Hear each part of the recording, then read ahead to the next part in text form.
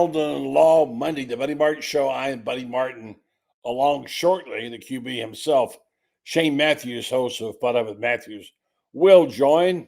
We have a lot of golf this weekend. We like to talk golf sometimes on this show, even though you don't like to hear it. Also, we got a lot of balls to talk about. Boy, what a weekend for Florida's baseball team and the softball team. A lot going on tonight.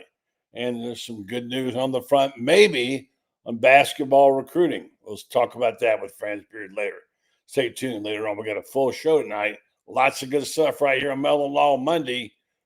Go ahead and tell your friends right now if they want to catch up what's going on in the world to dial us in right now and come join us here at Talk Sports, Talk Gator Sports. Give us your thoughts on anything and everything right here on these message boards. We love having you. So it's Buddy Martin show time. It's time for you to join us. Stand by. Yes, it's time again for Buddy Martin. Call him up and tell him what you're thinking. But be kind because he's doing the best he can. Better, stronger, faster. Mama says that alligators are ornery because they got all them teeth but no toothbrush. Hey, what if the voice calls while you're gone? Take a message. Bye. You ready, champ? I'm ready for this my whole life. I'm incapable of small talk. But that's why you love me, right?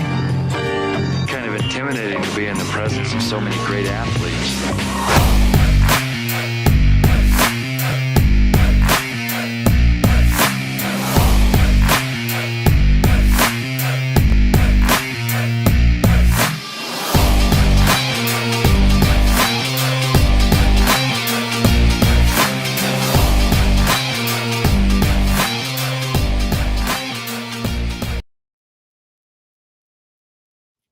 Evening, welcome to the program. Buddy Martin here, the dumbass who picked the wrong guy to win this weekend. I didn't even come close. Possibly the worst picks I've made all year in golf. But hey, congratulations, Scotty Scheffler played some great golf.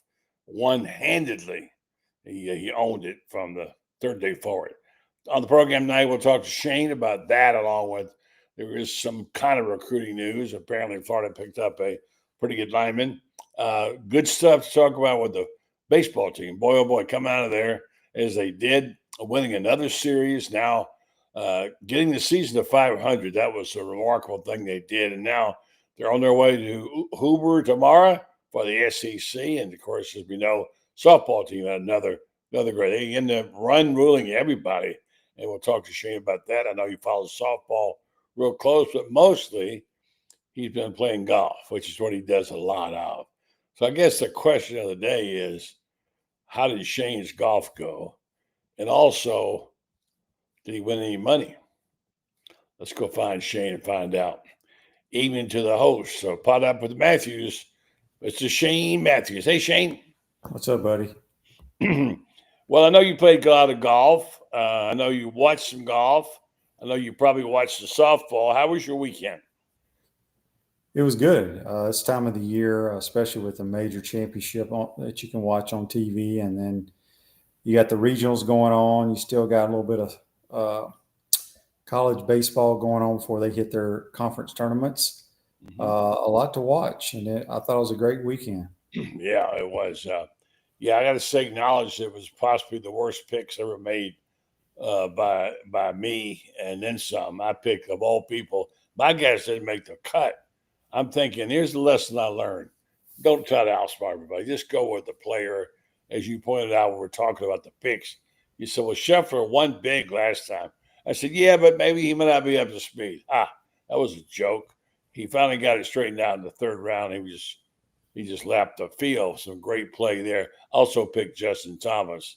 I think I might have mentioned Morikawa and maybe Scheffler at the end, but that's my picks. Who'd you pick, Shane? I picked Scotty Scheffler, me and JC's picks. I had Scheffler, Aaron Rye, I think, I think he was a top 15 finisher. I can't remember. I think I may have had Xander Schauffele, who played really well Sunday. Could have got in the top 10, but he went like bogey, double bogey on the last three holes, which those are the three hardest holes in the world. Green Mile, the Green Mile, they call it. Yeah, so now they're pulling out a lot of numbers to compare. Excuse me, a drink of water here. There are 15 tour wins, including 3 majors, before age 29. All right, you could probably guess one of them is Tiger Woods. I would guess it's got to be Jack Nicklaus, Tiger Woods, and Scotty Scheffler. You got it, bingo, pal. You got it exactly. And now we're starting to hear the accolades. Multiple Masters wins, multiple Player Championships, and PGA Championships. Nicklaus, Tiger, and Scotty. So yeah, so he's such an impressive player.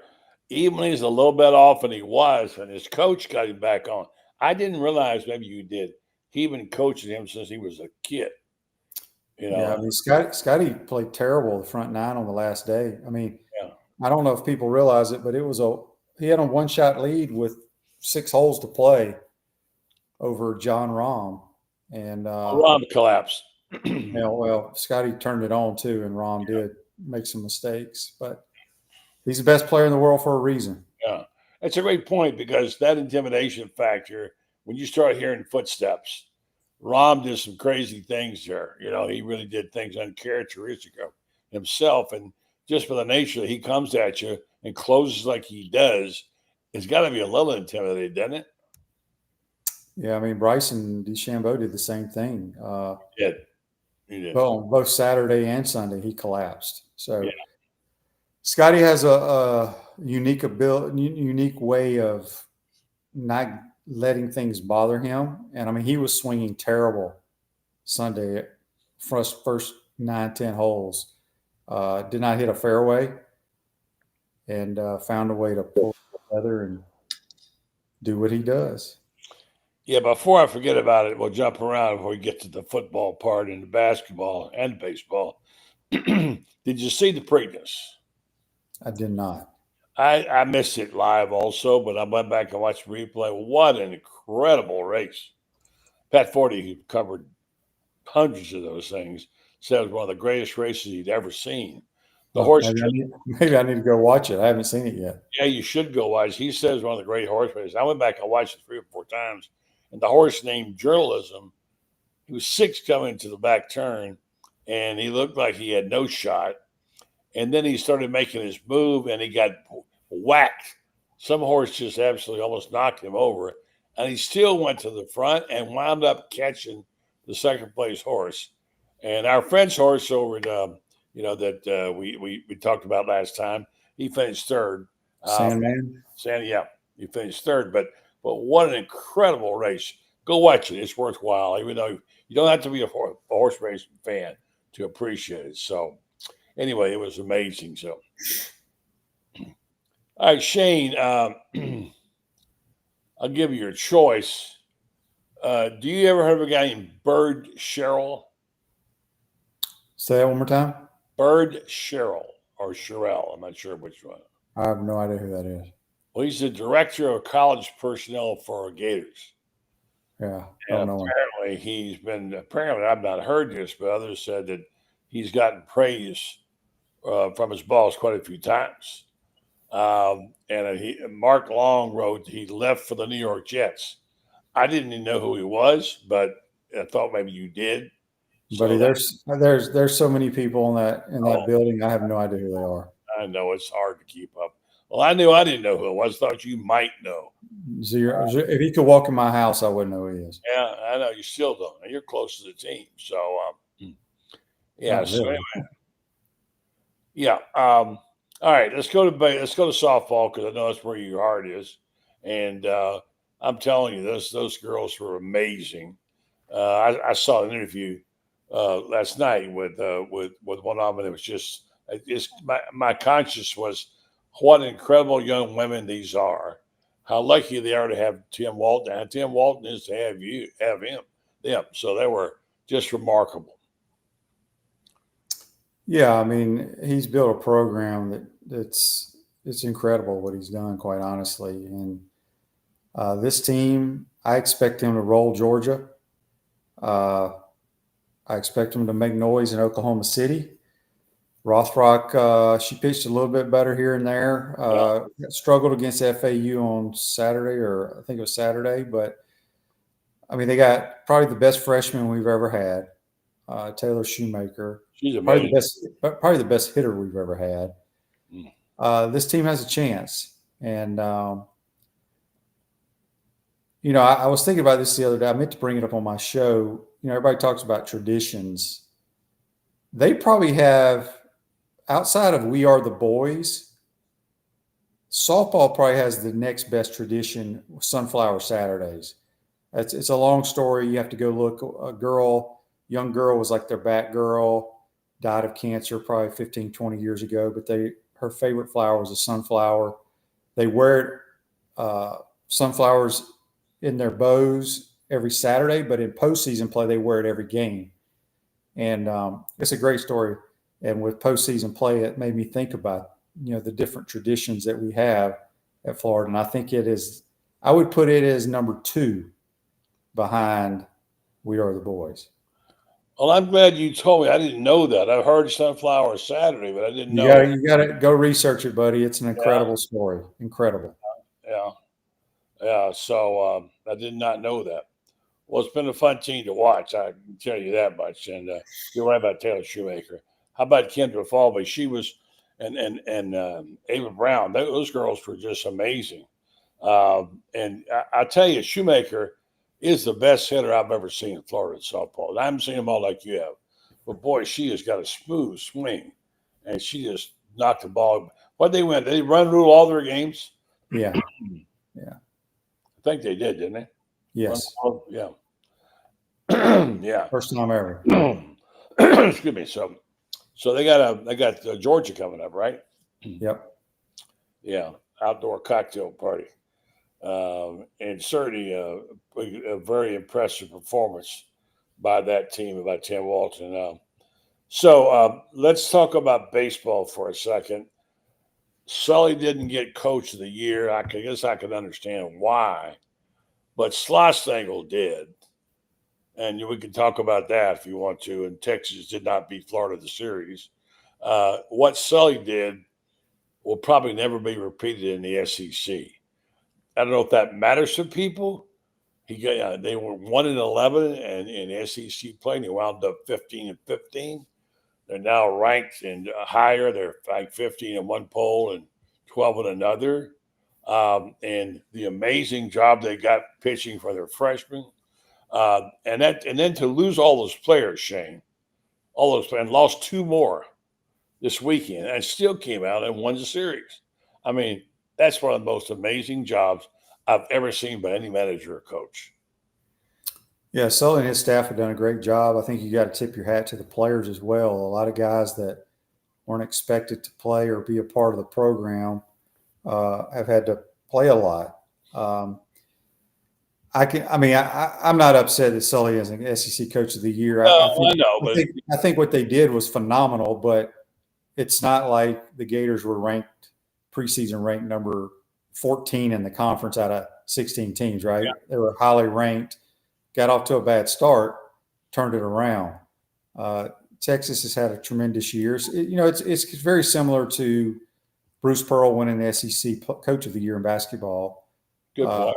We all know what Todd did with the program, but you look at the body of work. So, look, postseason play starts now. They play tomorrow. I don't know what time the game. I think it's supposed to start at 6:30. I doubt it starts at 6:30 because it's the third game of the day, and those never start on time. Probably raining.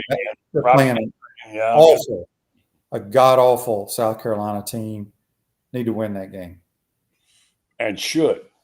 Yeah. So I worry about a little bit about that pitching. Rothrock, as you said, I don't know if she maybe has a little injury. I think it'd be great they give her some rest.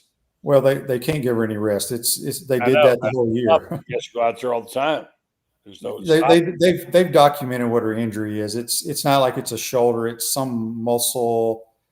I don't know. Kyle Crooks was on my show. Coach Walton was on the show. They talked about it. It's go time. There ain't no more resting. This is all that matters is super regionals and Oklahoma City. Well, they should have some nice crowds out there. That's for sure. Yes, it'll be packed, but they play at 11 a.m. Friday. 11 a.m. Friday. Okay. I still think it'll be packed, but Yeah. a lot of people have to work or what have you. But They take Fridays off, take a slide on Fridays. So yeah, I don't know what you know. Probably nothing. I don't either. Stan, we're going to have Franz joining us later. And also Kevin Brockway will fill us in on a couple of things in terms of what he's found out about baseball. The big deal now in softball and the recruiting news in basketball is Boogie Fland. You know about him? Boogie Fland, right? You know about him. Yeah, highly recruited kid out of New York that went to Arkansas. Yeah, was visiting today, according to my sources. I just checked for him on there, and no news I can know of. But now Ruben Chinlu is coming back. He's definitely back now out of the draft. And they could be a force if they get everybody back. I don't know Boogie Fland. I've not seen any video of him, but everybody tells me he's an incredible player. Have you seen him on video? I watched him play a lot for Arkansas this year. He, All right. He played really well, then broke his – I don't know if it's his thumb or his wrist was out for about 3 or 4 months, came back in postseason play. And I mean, he's an NBA player. Let's put it that way. I know he probably didn't like what he heard, but he will be playing in the NBA one day. Yeah. Yeah. So I read some comments that were made by Rick Barnes and what he thought of the front court. And he said he always thought that the front court that was hand glowed in January was the best front court in college basketball. If they get their backcourt back, look out. And with Shindo Delta coming back, he's such an underestimated player in my mind. He's a terrific rebounder, and he does a putback shot up really well. Gets it off, and he's a batter. He does tend to get in foul trouble, doesn't he? Yeah, Ruben, he's a really good basketball player. Has his moments, scoring at times, but he's a good defender, rebounder. If they get Boogie Fland, they got a lot of pieces they got a chance to make some noise again. They do, for sure. And it's going to be fun again. They announced their opening game at home and all that stuff. It's going to be a heck of a year. And the only thing is I don't like you, and it's kind of tough to figure out how to do it because these midweek games, nobody goes to them. And their tennis, I looked at it today, they're like half of what the leagues are in college basketball. Their tennis is like just under 6. You talking about basketball or baseball? Basketball. I think I saw that. I think they were referring to baseball, buddy. You sure? Yeah. Yeah. We're like 6th or 7th in the conference in attendance. That's about right. You're not going to outdo your Arkansas. You're not going to outdo LSU, and you're not going to outdo the two. Well, I beg your pardon. I looked at so many things today. I might have got that mixed up. But you're not going to outdo those teams I just mentioned. A&M, Texas, Arkansas, LSU, Arkansas, Ole Miss, Mississippi State. That probably was baseball. You're never going to outdo them in baseball. Yeah, exactly. So anyway, I ran across something. I want to try to get to this before we'll let you go. There's several of these polls out now, over and unders. And I mentioned one last week, and there's some very interesting ones. This is from Circa Sports. Did we talk about this last week? I don't know if we did or not. It's the new over. The Gators win total? Yeah, I'm going to get to you on that in just a minute. So, Jack Caglione, still a stud. He's being called up to AAA at Omaha. Mm-hmm. How big of an impact will he make in Kansas City? Well, he's got to get to Kansas City. He will. He'll get by the end of the season. They moved him along slow. Yeah, I don't follow the Kansas City Royals at all. But if I was in charge, I'd pull him up, put him as a DH, or put him somewhere because maybe the damn Royals have a good roster. I don't know. Well, I do follow them a little bit because I watch the Rays. They're losing to the Houston Astros right now, 4-3 anyway. So I don't know. He's just such an exciting player, and you keep reading these tweets about how excited the fan base is getting. He has these monster home runs, and he had 2 the other day, and he's such a fun player to watch. And that's how I miss my guess. He's going to be a great major leaguer, in my opinion. He'll play a long time, I believe. And all right. So here's disappointment. Texas A&M. All right, have you heard about this? They were number 1 in the country in Softball. preseason. All right, number You're 1. talking about baseball. I thought you were talking about softball. But well, I'm getting to softball. Number 1 team in the country in baseball finished 14th in the SEC, and will probably miss the tournament. Mm-hmm. Not good. And the Texas A&M softball team entered the postseason as the number 1 team in the country. It just became the first top seed ever to fail to get out of their own regional. Yeah, Liberty Flame, you know. Yeah, I mean that's not a good situation, and they didn't exactly set the world on fire in football either. So, and their basketball coach is gone. Although some people apparently, I think you mentioned, you thought they would be better off without him. I liked him. No, I like him too. They hired a young up and comer that runs and guns from Sanford. They'll be fun to watch. Speaking of young up and comers, do you know the story of how these coaches that get hired? I've always wondered the story of how Sully got hired from Clemson. He wasn't even the head coach. Do you know the story? No, I mean, I may have heard it, but I don't remember it. I'm going to have Jeremy Foley on. I'm going to talk to him tomorrow, and I'll have him on the show. I'm going to ask him that story, since that was his hire. He, of course, gets credit for that, and he gets credit for Billy. He does not get credit for Steve Spurrier because he wasn't the athletic director then. But so I just never heard that story. So what a coach he's been, and what a job he's done for the Gators. Let me take just a moment here, Shane, to talk about my sponsor, Meldon Law. You know him so well. I was talking to some guys the other night who were in another city who were Gator fans, and we talked about the program, and I mentioned Meldon Law. They said, "Oh, yeah, we know Meldon Law. We hear all about Meldon Law." You hear them do a lot of advertising. They're great Gators. They, of course, been a great big year for Jeremy Jeffrey, because he's a huge Gator basketball fan, and he's friends with Todd Golden. He got to go out and celebrate the championship. He was in Texas and California. And, of course, we know that Jeffrey does many good things in the area for the Gators and for the community. Jeffrey Meldon. By the way, we mention it a lot because it's true. If you want to score some goodies, I suggest between now and the fall, or during the fall, go to their Facebook page, Meldon Law. They give away stuff all the time, and good stuff. Good prizes. Tickets are hard to get. You can get them there. They also have practice law if you're interested, and I am. I'm one of their clients. Meldon Law, and you can call them in Ocala, Gainesville, Lake City, or Williston, and they will give you a quick assessment if you need a review of your situation, your case, or if you need to know where to go, or you want to hire them as your attorney. Check them out. Meldon Law, they won't back down. All right, Shane. Let's bring a guy in here who knows a little bit about what's going on with the softball and baseball team. He covers them, of course, and let me go back and get Shane. I lost him. Hold on a second. Where's Shane? I'm going to go get him right now.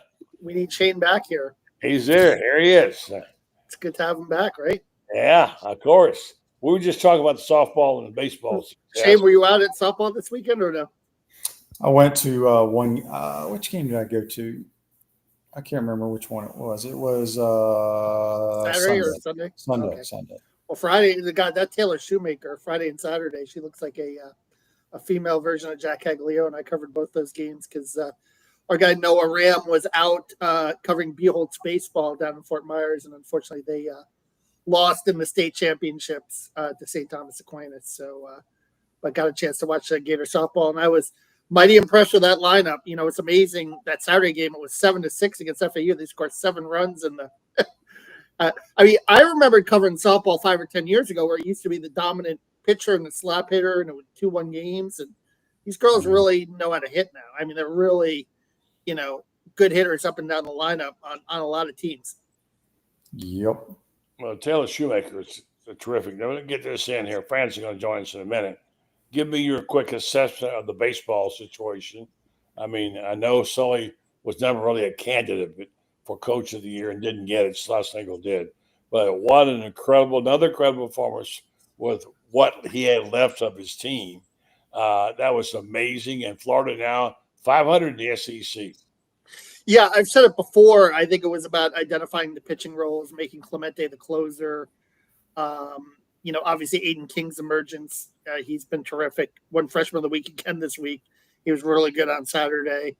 I think, the big question is, when you get into regionals, who's your Friday night starter? Is it Aiden King or is it Liam Peterson? Because Peterson didn't look great in that opening game against Alabama on Thursday. They had to rally back. So I'm almost wondering if you make King your Friday night starter in the regionals. Now, I think it'll also depend on if they're hosting or not, or who they play and stuff and how they match up. But Aiden King is really showing, poise that belies his years as a freshman. Really, both sides of the plate. The kid brings it. Great location, good movement on his fastball, starting to develop his secondary pitches to get guys out, knows how to work hitters. And I mean, they had 4 errors, 3 errors behind him, 4 errors. Held it together. Held it together. That showed a lot of points. Awful defense. Yeah. Just awful. I think, part of the problem is, Buddy, is just with all the injuries. Everyone is. I know. Blake Steer was playing left field all season. You move him to second base. Bozer is filling it at shortstop for Colby Shelton. He's been a third baseman most of the year. Brendan Lawson, they had to move him to third, and it's been really a hodgepodge. And I think if they can get everyone back to their natural positions by regionals, I think that will help. I keep thinking there's no way this team can keep going. They keep fooling me. It's amazing what they've done. Softball, of course, we kind of expected that. They're playing well. Shane was telling me about Sunflower Saturday, is it? Whatever what the tradition is. And he said it was the second best tradition in Florida behind We're the Boys, I think you said. Oh, don't back down. In my opinion, yes. Yeah. Do you know about it? I didn't know the whole story, Kevin. Yeah, I don't really know much about it. And as far as, traditions are concerned, it's interesting because I Won't Back Down is pretty good. I'm trying to think of any other. Basketball. I don't understand that whole thing. I know people like it, but it's kind of weird to me. What, Don't Back Down? Yeah, I mean, I don't know. I mean, it's okay, but it's because it's recent, I guess, and they just. I'm in the minority when it comes to that, I think. Shane, I'll tell you what, back in the day with basketball, with Billy, they used to do the House of Horrors. They used to have the guy with the guillotine and stuff.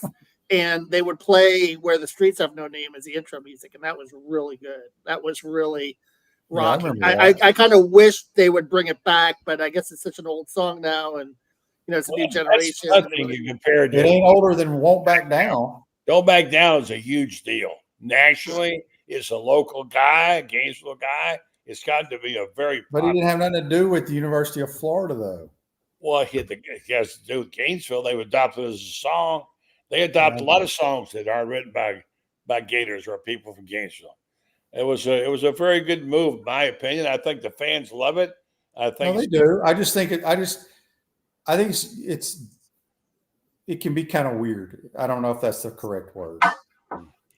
I'll come back and get Dan in a minute. Here's Franz. Well, I think it's a terrific new tradition, but that's not what we need to talk about tonight. I want to get back. You don't want to hear my Won't Back Down joke, by the way. I'll tell you it later. No, you can tell. Hey, buddy, you need to Tom Petty drove a lawnmower and mowed grass at the University of Florida until Mudcrutch caught on. So, yes, he does. He was an employee. So, there is a connection. Well, I still think Sunflower Saturday. You weren't even born yet, Shane, when he was doing it. Well, just, buddy, read up on Sunflower Saturday. And Well, I'm glad you told me. I didn't know that. See, It's a wonderful tradition, but it's just not known well enough. That's the thing. Right, but because people don't realize that softball is probably the third best viewing sport on campus beside football and men's basketball, probably. Oh, we agree with that, Kevin. You agree with that? Baseball's accomplished a lot too, Shane, and I know some people don't like it, but they do. I love baseball. I think especially baseball since they is my built favorite sport growing up. But if you go to softball and you go to baseball, you're going to choose softball over baseball. Most people will because Franz, it's fast. You agree with that? You agree with it, Franz? That's my opinion. That's just my opinion. I think the softball people would agree. The softball people are almost fanatical about it. I mean, I guess that's why they call them fans, right? Baseball people tend to be, more hit and miss. You'll find people who are there on a Friday and they'll find something to do on Saturday and Sunday. And softball people, if the softball team's playing Friday, Saturday, and Sunday, they'll be there all 3 days. I'll tell you another one that we're not talking about. A good point. Give me 1 second. Makes a good point about it because it's a very popular game on TV. Yeah. It moves fast. It's a short game.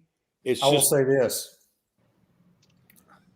If they played softball games across the street, they would fill that place up every freaking game. Every game.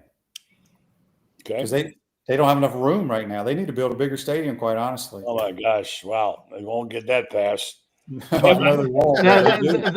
They built the stadium so it can be. You've got the berms down on either side and so forth like that. They could expand that. It seats right now, I think, about 2,500, 3,000 people, something like that. And they could expand that easily to 5,000 or 6,000 people. Let me let Kevin make his point here. What were you going to say, Kevin? No. The one thing I was going to say is another sport we're forgetting as far as like fan base is gymnastics. Very rabid. That's a very good. That's a very well supported program in terms of fans that we're forgetting. I agree with that. Yeah, certainly. I think for our baseball program, buddy, you talked about the attendance where we're like around 7th or 8th in the league. Right. They need to do something to entice the student body. Okay, like what? Bring your own booze, like they do at Ole Miss and Mississippi State. Really? They did that there? Yes, you bring your own cooler. Oh. And I'll tell you what, free. They get in free. Mississippi State, with what they've done in the outfield, incredible. Bring your own grill, oh my gosh. Baseball isn't a sport at Mississippi State, it's an event. It really is. But you look, Ole Miss seats 12,000, Mississippi State seats 17. They seat 11,000 at LSU. They seat 12,000 at Arkansas. Florida, the stadium's nice, but they underbuilt it. If you want to get crowds of 12,000, then you better build a stadium that can accommodate 12,000. Yep, and then I still think all they got to do is let the students in free and let them bring their own coolers. They'll have that whole outfield. It'd be great. It'd be a great. Mississippi State built the first left porch restaurant deal out there. Did they do that? They just got a left field lounge where you used to pull up your pickup truck, you put a couch on it, your grills and stuff. They don't have any of that anymore. It's all concreted. Extremely nice. I like it the old way better, but they have condos. They have 4 stories of condos that take up the entire left field to center field. It's they do it right there at Mississippi State. I give them credit. But again, if you want bigger crowds, you need a bigger stadium. You need to build a stadium that can accommodate the crowds. I understand what they were doing. They said, well, I'd rather have all 7,000 seats filled than have a half-empty stadium. But, what was it in Field of Dreams? If you build it, they will come. Well, guess what? Ole Miss, 12,000, and they fill that place up all the time. Don't you Arkansas. think it'd be a little hard right now to do bricks and mortar when you want to get all those NIL deals done? I mean, the NIL deals are holding everything up, right? Yeah. I just want the student body to be able to Well, I think you have a valid idea. Don't get me wrong. I just yeah, I mean, and look, trust me, Scott knows very well what happens at Mississippi State. yeah. It just won't pass here through He built the stadium there. the people that make the decisions. Yeah. I mean, hell, it took forever for us to be able to sell beer at football games. Yeah. So there you go. Well, they do sell beer at baseball games, but it's what's it like $10, $15 a pop, I think, or something. Right. Something ridiculous like that for sure. So that people bring their own, especially the students, and get in free. Well, let's get to a subject I want to get you guys talking about, which is the basketball and the team now getting Chinlu back, and now that Boogie Flan visiting today. Franz and I've had conversation about what a monster team this could be. Shane weighed in a little bit. Kevin, talk to me about that and the reality of Boogie Flan. Is it one of these things of now you see him, now you don't, or is it legitimately a shot here from Florida to get this guy? I think they feel like they have a shot, but I don't know, what the money situation is and what he's looking at elsewhere or if he's looking elsewhere. But I think Florida will sell, Todd will sell what he did with Walter Clayton. Todd will sell, what he has, done in terms of developing players in an effort to get him.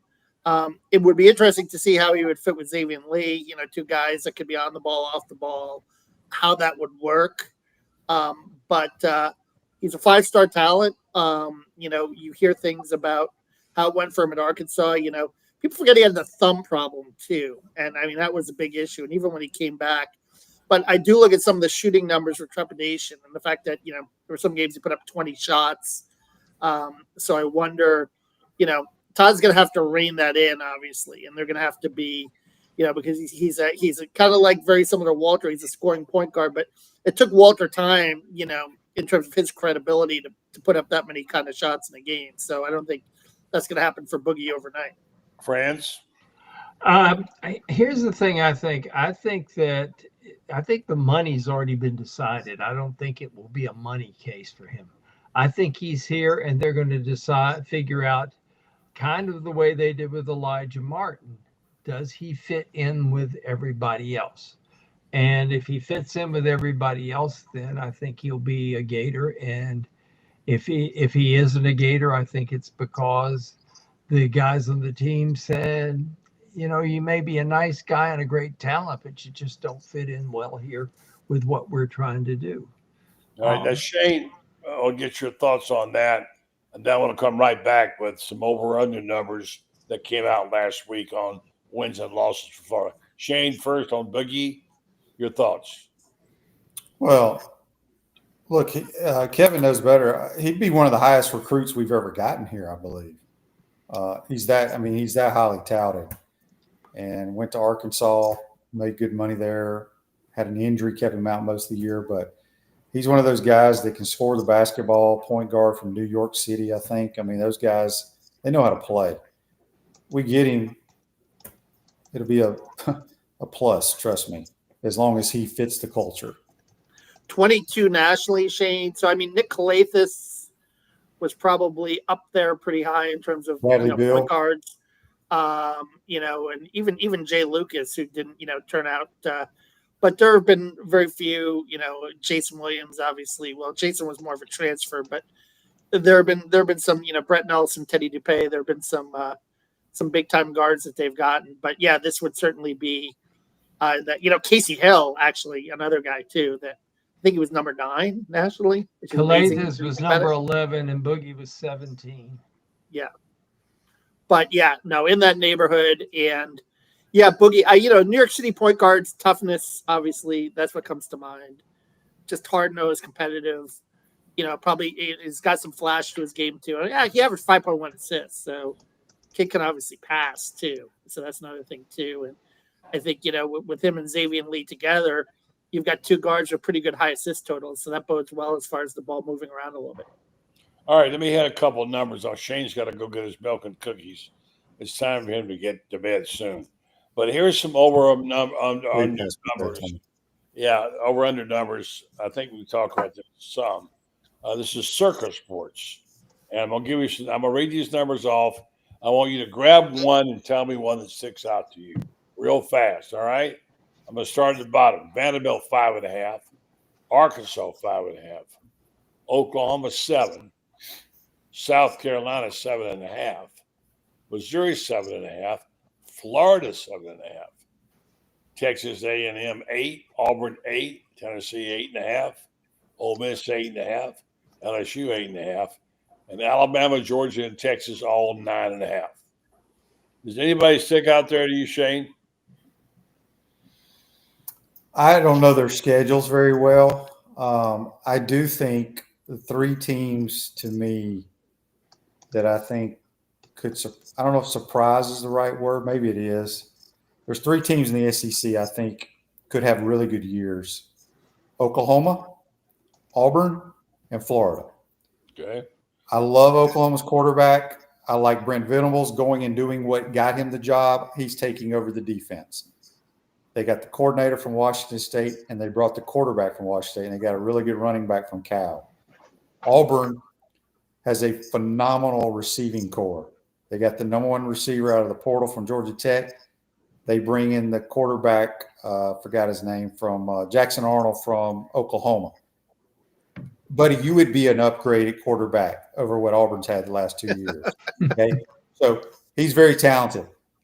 And Auburn's played good defense the last few years. I don't know either one of their schedules, but I think those are the two teams, along with Florida, that I think are teams that can make a jump in the league this year. All right, Shane, I'll let you go. I'll talk to you tomorrow morning on your program. Shane Matthews. What up with Matthews? Thanks, buddy. Appreciate it. All right, guys. Thank you. All right, some more work for Kevin and Franz. Then we're going to have Dan Bond join us and talk a little bit of softball. All right, guys, let me start with you, Franz. What numbers jump out? Do you want me to repeat any of those? Oklahoma at 7. Oklahoma's going to win 9 or 10 ball games this year. The quarterback they got from Washington State, he's going to be right there with DJ Lagway as the best quarterback in the league this year, and that really jumps. Florida's going to win 9 ball games. I believe that. I really and truly believe that, as long as they can avoid the injuries on the offensive line, I think they win 9 ball games this year. I think that offense. I think they can outscore people to win games this year if the offense isn't cranking, if the defense isn't getting the job done. And I don't think they've had the ability to outscore people before. And I think this year they've got that. Okay. All right, Kevin, pick one or two. I'm going to take the contrarian take here because I enjoy doing that, as Franz knows. So what did you have for Georgia and Alabama? 9.5, 10? Georgia's 9.5. Alabama's 9.5. Okay, I'm going to take the under on both of those. I think the time, because you're talking about Oklahoma. Other people talk about Oklahoma make a jump, Auburn. If those teams make a jump, it's going to be at the expense of those two teams. Right. And I think with Kirby, and I think Kalen DeBoer, love him as a person. I covered him when he was at Indiana, an offensive coordinator. He helped turn things around for Tom Allen there a little bit. But I just don't know if he's just a right fit there. And another year removed from Saban's players and his way of things, I just think it's going to crumble a little bit for him there. And I think Georgia too. I just think he's a little vulnerable. I just don't get this like, oh, well, we got rid of Carson Beck and we have Gunnar Stockton. And like, did they watch the Notre Dame game when he only put up 10 points in that, college football playoff game? Like, I just, and they've lost a heck of a lot of talent on both lines of scrimmage the last 2 or 3 years. So I'm just wondering if they're vulnerable too. So I think both those teams, if you're going to Vegas, take the under on both those teams. I'll tell you something, buddy, that we mentioned last week that I think is indicative. Florida this year is probably the least reliant team in the SEC on transfers. They've got, they may pick up another 1 or 2. I don't think so, but they may. but they've got pretty much a really solid team without having to dip strongly into the portal, homegrown guys that have been there 2 and 3 years. Georgia, I'm just shocked, And by the way, the magazines come out in another week. It's Memorial Day is Monday, and the magazines come out again, which is great because that gives me something to read for the next month or so. But Georgia, it's shocking how reliant that, with all the talent that they have recruited, that here's Georgia having to reload in the portal. Here is LSU. LSU is probably going to start 15 guys who are either first or second year transfers, and maybe more than that. Lane Kiffin's the only guy I know that can deal with the transfers, on a year-to-year basis. And I think he's scary because I think they're going to reload this year. But again, you look at these teams that are so reliant on the portal, and I think that speaks well of Florida. I think Kevin's right. I think Georgia's in for some comeuppance. Well, I think it's about the QB, and Georgia's got an issue there. I think it's going to be not going to be an issue for LSU. They got theirs, and I think that Tennessee's got an issue at QB. Yes, they do. About Auburn, how they work out, but I mean those are teams that are very vulnerable there. I'm not a big fan of Oklahoma. I think people are overvaluing that. Venables is a great defensive coach. We'll see what happens to that offense. He still is the guy, even though his offensive coordinator calls the plays. He's going to be the guy. And so you got to show me on Oklahoma. I'm not convinced. And it all depends upon how the other opposition is. I want to shift over now to softball for a second, which has been a remarkable story. We mentioned Taylor Shoemaker. She has got one of the sweetest swings I've seen by anybody, baseball or softball, and what talent they got there. And Falvey, of course, is just a consummate pro. Let's bring a guy in here who follows it and writes about it a lot. Our own Dan Bond. Dan, say good evening to Kevin and Franz. Hey, Kevin. Hey, Franz. Hey, buddy. Hello, Dan. How are you? For having me. Hey, Dan. No problem. Yeah, it's another May, and it's another good run for the softball team for sure. I mean, Taylor Shoemaker, you knew she was going to be special from day one when you saw her crack that lineup with so much talent coming back this year.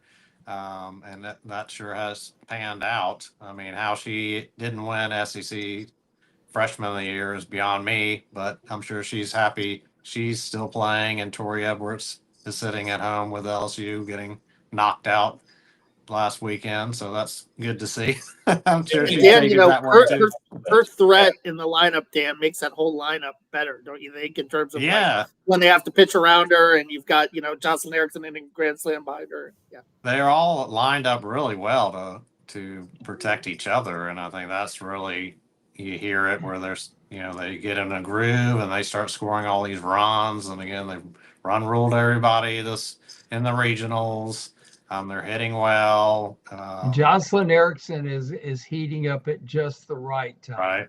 Right. And Tori Edwards, my gosh, talk about someone that had chances all weekend long and just absolutely bombed. And meanwhile, here's Taylor Shoemaker, where she got chances, the ball went out of the yard. Yep, she's breaking the home run record and still adding to it. She's got couple more games this weekend. Georgia rolls into town for the smaller outdoor cocktail party. So that's going to be fun. Georgia, they didn't win a series all year. They've got 21 losses, lots of upsets in regionals, number one A&M loss, LSU lost at home. You got Arizona lost to Ole Miss, Liberty, of course, advancing over at A&M. What a story. So it's never, it's never a given, but I'm feeling pretty good about Georgia rolling into Gainesville. I mean, that Georgia played Duke, and that was basically a 3-game series. They had that doubleheader and had to beat them that one time, but that's the first 3-game series that basically won all year.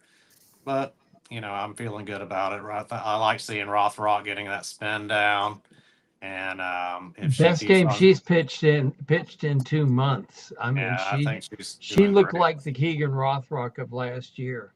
Yeah, And if like they've got Coach her, Walton said, she had more people swing and miss in those first 2 innings than the whole game on Saturday. So that was crazy. I'll tell you what, did you watch Liberty last night, Dan? Oh yeah, that's a solid team. Dr. Dot Richardson from Orlando, Florida. That's her team up there, and Yeah, I couldn't believe LSU didn't start their ace in the final game. Holy cow! I mean, not LSU, A&M. Yeah, some of these other smaller schools, it is like Kevin was talking about the old days of 1-0, 2-1 games, where you saw some of these little schools where the aces pitched like 200 pitches and is in the second game too, and that Liberty pitcher walked off the field and was crying because she couldn't finish it up. That's part of the emotion. I think that's really appealing to the fans is. You see that there, and the kids having fun in the dugout. So it's it's definitely been a good season so far. I like Nebraska to beat Florida State in Tallahassee this weekend too. That's Texas Tech. Texas Tech is Texas Tech. I think Tech beats FSU for sure because they've got Kennedy over there. The $1 million arm is over there pitching when she left Sanford to pick up his cap. Who is it that Nebraska gets? They do they get Tennessee? They don't get Tennessee. Is it Tennessee? Yeah, they may get Tennessee. I'm trying to think. They get I got it right here. Yeah, Tennessee, and they're on the Florida side, so more likely. Jordy Ball is just wow, she's unbelievable. But buddy, I got to tell you what, Florida's chances to make it to Omaha are extremely good, and I like it that we're in the same side of the bracket with Oklahoma because we've beaten them before. Even though beating them in Oklahoma City, which is a home game for them, and they'll have 14,000 screaming Sooners there. That's a place Florida could win that and get to the finals.